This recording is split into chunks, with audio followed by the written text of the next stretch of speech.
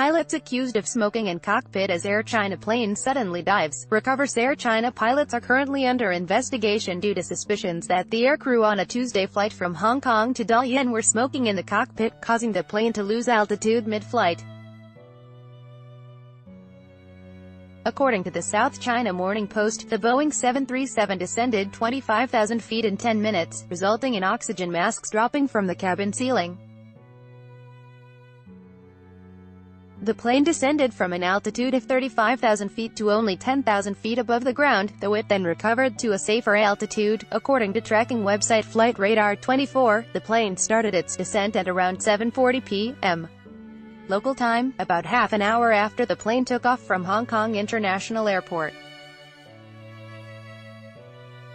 In an announcement, the pilots told the passengers that the plane was going to undergo an emergency descent due to a loss in cabin pressure. The plane eventually landed safely in Dalian Zhoushuizi International Airport in China's Liaoning province.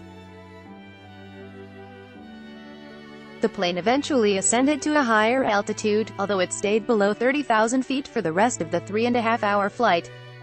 The pilots are currently being investigated by the Civil Aviation Administration of China, although it is unclear why it is suspected that aircrew members were smoking in the plane.